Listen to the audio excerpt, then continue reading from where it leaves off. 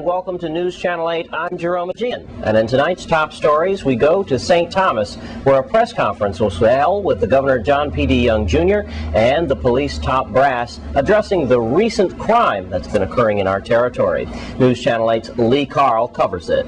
This is one of those statements by the governor here at Government House that had to be said, and that is, we're in charge, and we're not going to accept your situation of turf wars, gang wars, whatever. Here is the opening of the press conference in which the governor addressed that, and then he allowed the Attorney General, the Police Commissioner, and the two chiefs, Rodney Carrard and Chief Benta, to describe some of the events that have taken place. But first, let's hear from the governor in the press conference as he made it clear where he stands. He said, on my watch, 3 strikes, you're out. I want to start out by saying that we are fully aware of the turf wars that are underway on each of our islands. We are aware of the hot spots, the areas of concern, which include areas such as Kerwin Terrace, specific areas of Tutu and Contant and Smith Bay here in St. Thomas, Mombiju, Grove Place, JFK Housing, Campo Rico, and Scion Farm on St. Croix. We know that the recent increase in crime is not random, and that the majority of it is a result of relationships that exist, that have been retaliatory in nature, and vendettas directed at specific individuals. We must also in this territory accept that we have moved beyond posses and acknowledge the fact that of gangs who are defining their turf in our schools and have instituted policies, that we have instituted policies such as lockdowns, educating of our parents, and educating them to the warning signs that they must be aware of. That they must check the bags of their children before they go to schools to look at stitchings, look at colors, look for knives, look for razors, and to recognize that what comes out of their homes into our schools is nothing more than the beginning of a problem that they can help us to address. We know that many of the individuals who are responsible.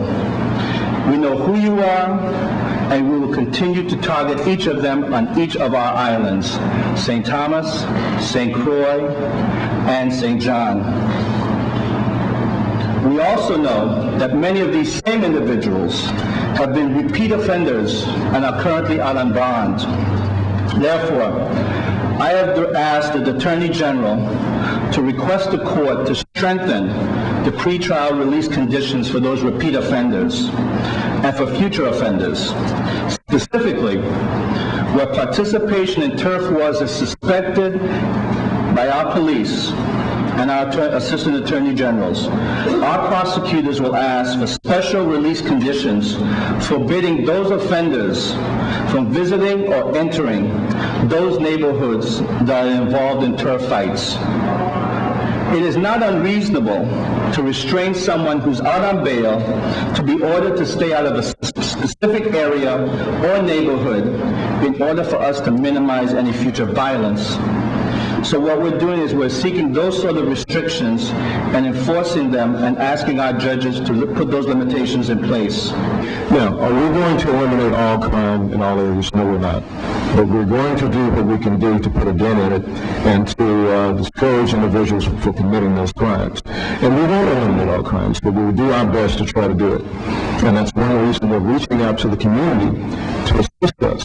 Of course, we would all like to live in a crime-free community, but it also takes the entire community's input to assist law enforcement in solving these problems. And it just goes to show the courage of the people out there that we're facing on a daily basis, for them to fire upon the police. But one led to the capture of the 2 individuals, and one led to a successful ending, which the case is still ongoing because we still have more people out there we're looking at, is the collaboration of the work of all the different entities working together. Again, this was not a St. Thomas, just Virginia's Police Department working that particular operation. This was law enforcement, both local and federal, who came out to assist in a time of need.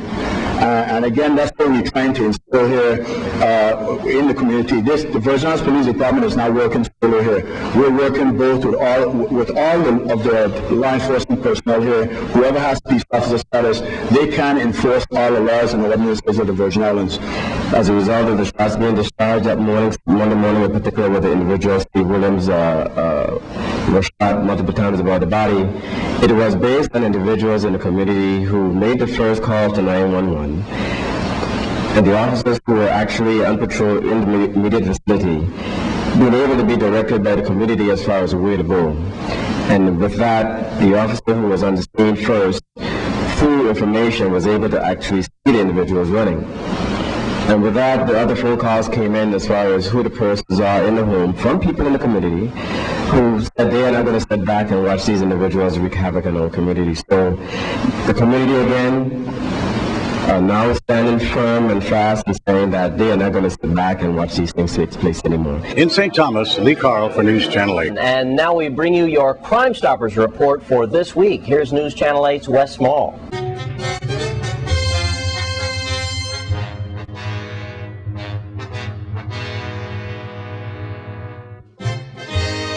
Thanks a lot, Jerome. And now it's time for Crime Stoppers. Let's start on St. Croix, where police are looking for the person who is driving a black Dodge Neon with tinted windows in the Estate Diamond area on Sunday, March the 8th, around 7:30 at night. He shot a pedestrian during an attempted robbery. That victim was shot in his left hand and also his stomach. Let's go to St. John, where police are looking for undocumented individuals living or working on the island, or anyone who is employing these undocumented workers, part-time or full-time. On St. Thomas, we're looking for the person or persons who fired on two males who were walking in the Estate Contant area Tuesday on March 10th. That victim was wounded on his lower leg, and then he was wounded on his bottom foot.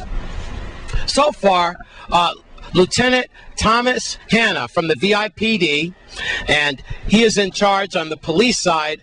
He is the liaison for Crime Stoppers, and he says now that thanks to you, they have received 58 tips so far. He wants you to keep up the good work, and remember that if you see crime going on, or if you know anything about these cases, that you should call 1-800-222-TIPS, 1-800-222-8477, and remember, the telephone operators are bilingual.